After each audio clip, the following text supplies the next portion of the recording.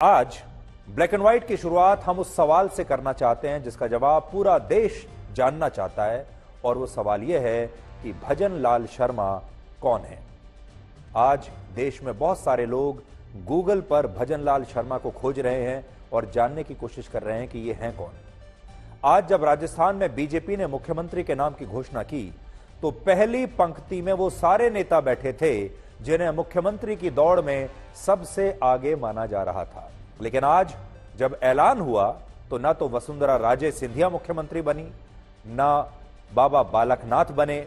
ना दिया कुमारी बनी, ना राजेंद्र सिंह राठौड़ बने, ना केंद्रीय मंत्री गजेंद्र सिंह शेखावत बने, ना ही केंद्रीय कानून मंत्री अर्जुन राम मेघवाल का नंबर आया,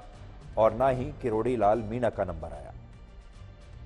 इन तमाम नेताओं की जगह बीजेपी ने राजस्थान में भी एक ऐसे नेता को मुख्यमंत्री बना दिया जो आखिरी पंक्ति में बैठा हुआ था और जिन्हें आज अपने घर से निकलते वक्त भी शायद इस बात का अंदाजा नहीं था कि वो जिस विधायक दल की बैठक में जा रहे हैं उसी बैठक में उन्हें पार्टी राजस्थान का मुख्यमंत्री चुनने वाली है। तो कल भी हमने आपसे ये बात कही थी कि पहली पंक्ति में जो बड़े बड़े नेता बैठते हैं, असल में मीडिया का, चुनावी विश्लेषकों का, बड़े बड़े नेताओं का, विपक्षी दलों का, सबका ध्यान पहली पंक्ति में बैठने वाले नेताओं पर रहता है। और अक्सर यही कहा जाता है कि पहली पंक्ति में जो बड़े बड़े नेता बैठे हैं यही बनेंगे। लेकिन बीजेपी ने आज एक बार फिर से एक ऐसे नेता को चुन लिया जो पहली नहीं बल्कि आखिरी पंक्ति में बैठा हुआ था, जिसके बारे में किसी ने कल्पना भी नहीं की थी। देखिए, ये बीजेपी के विधायक दल की बैठक है जिसके बाद ये फोटो ली गई, और इस फोटो में अगर आप देखेंगे तो भजन लाल शर्मा कहां खड़े हुए हैं? आखिरी पंक्ति में खड़े हुए हैं। यह है लोकतंत्र की खूबसूरती।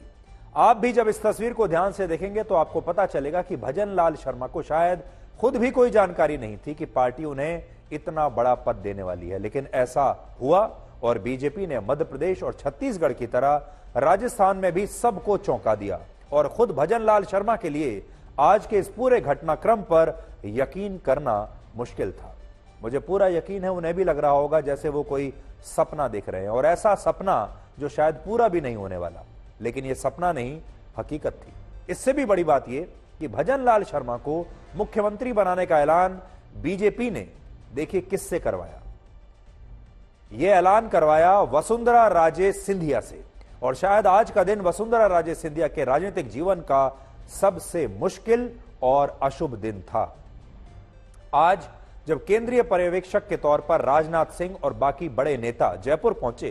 तब सबसे पहले उनकी मुलाकात वसुंधरा राजे सिंधिया से हुई, और फिर इस मुलाकात के बाद वसुंधरा राजे को वो पर्ची दी गई जिसमें नए मुख्यमंत्री का नाम लिखा था। यानी उनकी मुट्ठी में नए मुख्यमंत्री के नाम की पर्ची थी। वसुंधरा राजे जब मुख्यमंत्री के नाम की घोषणा करने वाली थी तब वो एक जगह काफी निराश भी दिखी, और कई बार ऐसा भी हुआ जब उनके चेहरे के हाव भाव ऐसे थे जिससे ये लग रहा था कि वो तुरंत मुख्यमंत्री के नाम की घोषणा करके वहां से बस चले जाना चाहती हैं, वहां एक मिनट भी बैठना नहीं चाहती। उनके चेहरे पर घोर निराशा थी, कभी कभी उनके चेहरे पर क्रोध भी था, और कभी कभी ऐसा लगता था जैसे थोड़े थोड़े आंसू भी उनके आंखों से निकल रहे हैं। लेकिन पार्टी की तरफ से उन्हें साफ कह दिया गया था कि उन्हें ही भजन लाल शर्मा के नाम की घोषणा करनी होगी, और उनके साथ राजभवन जाकर उन्हें मुख्यमंत्री बनाने की औपचारिकताओं को भी उन्हें ही पूरा करना होगा, क्योंकि वो राजस्थान की सबसे बड़ी, सबसे कद्दावर, सबसे वरिष्ठ नेता हैं बीजेपी की। और ये सबसे मुश्किल काम आज वसुंधरा राजे को करना ही पड़ा, ना चाहते हुए भी। उन्होंने एक बार हंसने की कोशिश भी नहीं की, एक बार मुस्कुराने की कोशिश भी नहीं की, एक बार यह भी दिखाने की कोशिश नहीं की कि सब कुछ ठीक ठाक है, उन्हें कोई फर्क नहीं पड़ता, वो इस फैसले में शामिल है। उनके चेहरे पर सब कुछ साफ साफ नजर आ रहा था। कहते हैं एक तस्वीर हजारों शब्दों के बराबर होती है, और आज वसुंधरा राजे की तस्वीरें भी हजारों शब्दों की न जाने कितनी कहानियां बयां कर रही हैं, और इस कहानी को आप आज इस वीडियो विश्लेषण से समझ सकते हैं। इसलिए आज हमने ये विश्लेषण करने के लिए तस्वीरों की मदद ली है, वीडियोस की मदद ली है, और मेरे कहने की कोई जरूरत ही नहीं है। आप इन तस्वीरों को देख लीजिए और ये वीडियो देख लीजिए, आप सब समझ जाएंगे।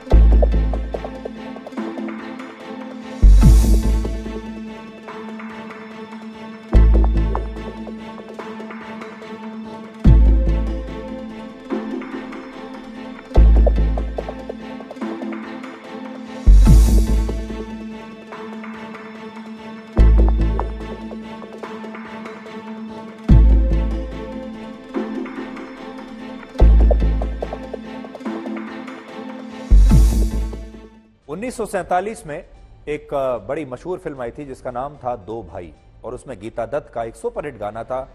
जिसके बोल थे मेरा सुंदर सपना बीत गया। और आज ये गाना वसुंधरा राजे पर बिल्कुल ठीक बैठता है। आज उनका सपना टूट गया, आज उनका दिल भी टूट गया, और आज का दिन उन्हें देखने को मिलेगा ये शायद उन्होंने सोचा भी नहीं होगा।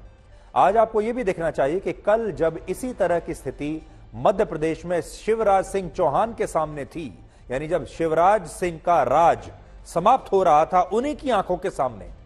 तब उन्होंने बड़ी विनम्रता के साथ नए मुख्यमंत्री मोहन यादव को आशीर्वाद भी दिया और खुशी खुशी इस बात को स्वीकार किया कि पार्टी ने उन्हें अब तक सब कुछ दिया है और अब उनकी बारी है कि वो भी पार्टी को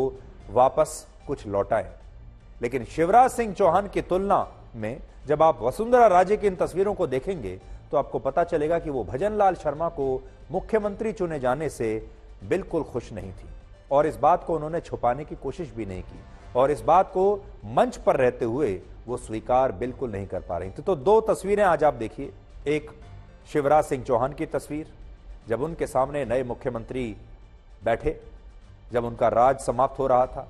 और एक वसुंधरा राजे की तस्वीर देखिए जब वसुंधरा राजे का राज समाप्त हो रहा था।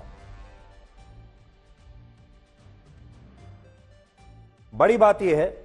कि मध्य प्रदेश में शिवराज का राज समाप्त हो गया और आज वसुंधरा राजे का राज भी समाप्त हो गया, यानी इन दोनों की पारी समाप्ति की घोषणा इन दो बड़े राज्यों में हो गई। 70 वर्ष की वसुंधरा राजे राजस्थान की 2 बार मुख्यमंत्री बन चुकी हैं, वो केंद्र सरकार में विदेश राज्य मंत्री भी रह चुकी हैं और वो भजनलाल शर्मा से बहुत सीनियर है। वसुंधरा राजे पहली बार 1985 में विधायक बनी थी, जबकि भजनलाल शर्मा 2023 में पहली बार जयपुर क्षेत्र की सांगानेर सीट से विधायक बने हैं, पहली बार विधायक बने हैं। यानी आप अनुभव और वरिष्ठता के पैमाने पर देखेंगे तो भजनलाल शर्मा वसुंधरा राजे के सामने कहीं नहीं ठहरते। एक तथ्य यह भी है कि वसुंधरा राजे सिंधिया भी कभी भजनलाल शर्मा से ज्यादा खुद भी परिचित नहीं थी, वो खुद नहीं जानती थी ये कौन है।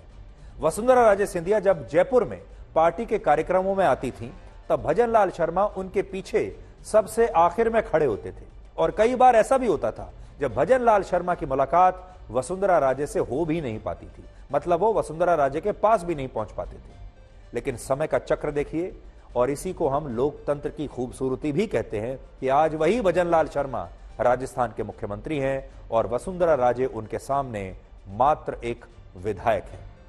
भले बीजेपी के नेता, विपक्षी पार्टियां और बड़े बड़े राजनीतिक विश्लेषकों और मीडिया का ध्यान कभी भजनलाल शर्मा पर नहीं गया, लेकिन प्रधानमंत्री मोदी की नजर हमेशा से उन पर थी और आज उसके सबूत मैं आपको दूंगा। वर्ष 2019 में जब लोकसभा चुनाव के दौरान प्रधानमंत्री मोदी राजस्थान के करौली में एक रैली करने आए थे, तब मंच पर भजनलाल शर्मा उनके साथ बैठे हुए थे और उस समय प्रधानमंत्री मोदी ने उनके कान में कुछ कहा भी था, उनसे बात भी की थी और यह तस्वीर तब राजस्थान में काफी चर्चित हुई थी। लेकिन आज इस तस्वीर को देखकर लोग ये कह रहे हैं कि तब शायद प्रधानमंत्री मोदी भजनलाल शर्मा से ये कह रहे थे कि वो राजस्थान के अगले मुख्यमंत्री होंगे और ये मोदी की गारंटी है। लोग इस तरह का मजाक कर रहे हैं कि शायद मोदी ने उन्हें 2019 में ही कह दिया था कि ये मोदी की गारंटी है, आगे चलकर तुम ही बनोगे मुख्यमंत्री। ये बात भी बहुत कम लोग जानते हैं कि जब जब प्रधानमंत्री मोदी राजस्थान के दौरे पर जाया करते थे तब तब हवाई अड्डे पर भजनलाल शर्मा भी उनका स्वागत करने के लिए मौजूद रहते थे और प्रधानमंत्री मोदी भजनलाल शर्मा के बारे में अच्छी तरह से जानते थे, परिचित थे। ये जो पंक्ति आप देख रहे हैं, देखिए ये वो पंक्ति है जो वहां के नेता स्वागत करने के लिए प्रधानमंत्री का आया करते थे और इस पंक्ति में आप देखेंगे भजनलाल शर्मा भी हैं और प्रधानमंत्री मोदी को भजनलाल शर्मा के बारे में पहले से ही पूरी जानकारी थी कि भजनलाल शर्मा क्या काम करते हैं, कैसे काम करते हैं, निस्वार्थ भाव से पार्टी की सेवा कर रहे हैं और संघ से भी जुड़े हुए हैं। प्रधानमंत्री मोदी और भजनलाल शर्मा के बीच एक कनेक्शन उस समय का भी है जब वर्ष 1991 में बीजेपी ने कन्याकुमारी से कश्मीर तक अनुच्छेद 370 को हटाने के लिए एकता यात्रा शुरू की थी और इस यात्रा में नरेंद्र मोदी की तरह भजनलाल शर्मा ने भी हिस्सा लिया था और उन्हें उधमपुर में तब गिरफ्तार कर लिया गया था। इसके अलावा भजनलाल शर्मा के बारे में एक खास बात यह भी है कि वर्ष 2018 में बीजेपी ने उन्हें विधानसभा का टिकट देने से भी इनकार कर दिया था और आज वही भजनलाल शर्मा राजस्थान में बीजेपी के मुख्यमंत्री हैं। इसके अलावा 2003 में भजनलाल शर्मा ने बीजेपी के खिलाफ बतौर निर्दलीय भी चुनाव लड़ा था और वो इन चुनावों में हार गए थे और बाद में उन्होंने बीजेपी में प्रदेश मंत्री रहते हुए पार्टी के साथ ही फिर रहने का फैसला किया था। यानी खट्टा मीठा रिश्ता उनका रहा है। भजनलाल शर्मा के लिए कहा जाता है कि वो V3 मॉडल वाले नेता हैं, जो विनम्र भी हैं, जिनके पास विजन भी है और जो नए भारत के विकास मॉडल को भी समझते हैं। यानी विनम्र, विजन और विकास, ये V3 इंजन इनके अंदर लगा हुआ है।